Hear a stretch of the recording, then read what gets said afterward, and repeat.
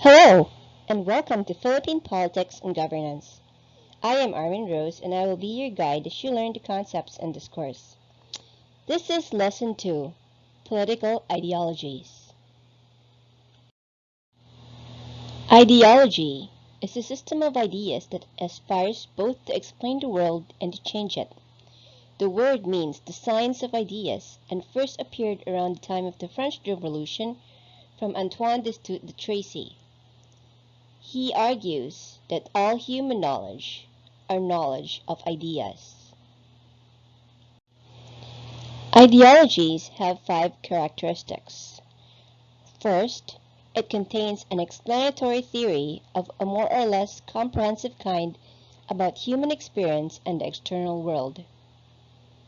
Second, it sets out a program in generalized and abstract terms of social and political organization.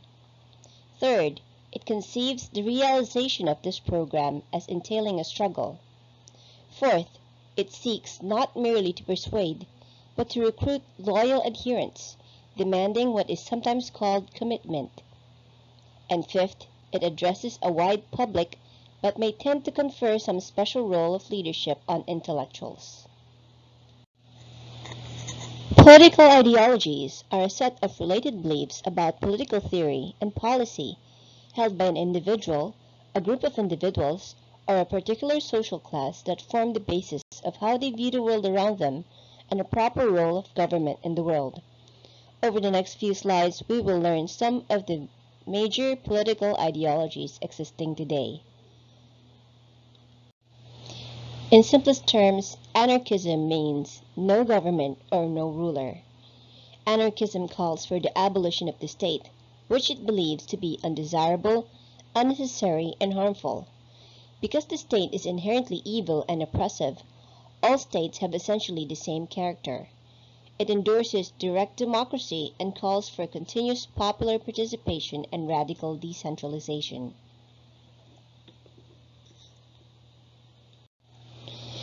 Communism is based on the word commune, which means to share. Communism has the ultimate goal of the establishment of a communist society, that is, a socio-economic order wherein there is the presence of common ownership of the means of production, and there is the absence of social classes, money, and the state.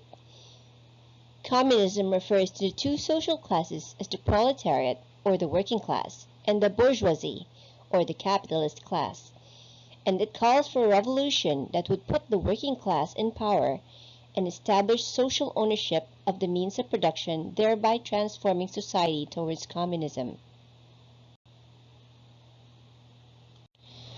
Conservatism seeks to maintain the status quo of the social order and sees change as unnecessary.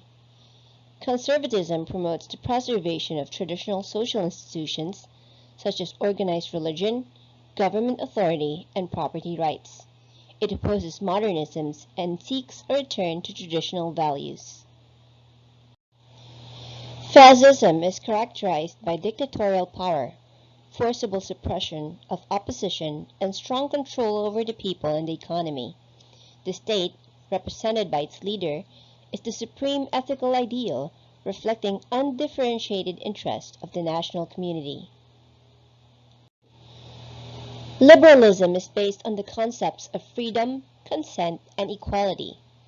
Liberalism supports free market and free trade, limited power of the government, promotion of individual rights, capitalism, democracy, secularism, gender equality, racial equality, freedom of speech, freedom of the press, and freedom of religion. Socialism calls for social ownership of the means of production and democratic control of self-management. Socialism was coined by Henry de Saint-Simon, one of the founders of utopian socialism, who contrasted it with individualism. Socialism aims to address social concerns like poverty, oppression, and vast wealth inequality.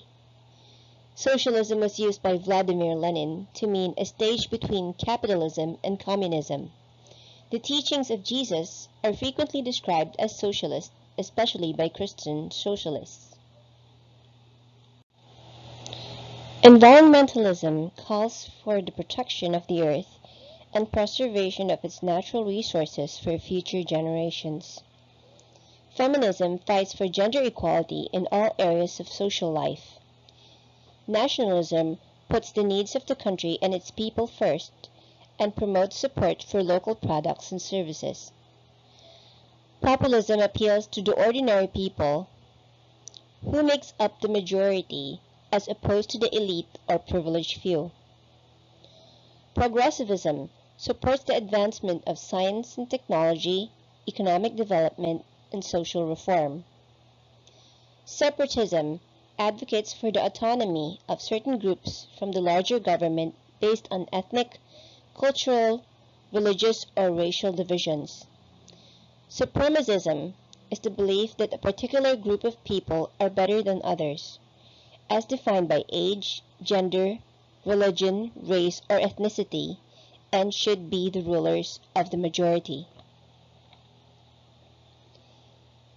Many major events throughout history were affected or brought about by political ideologies. In turn, political ideologies have been shaped by the events of history. Ideas are useful when acted upon, and action generates more ideas. It is the cycle of human knowledge. The following are the reference materials used in the creation of this slideshow and the ideas presented in this presentation. Thank you for watching and see you in the next lesson.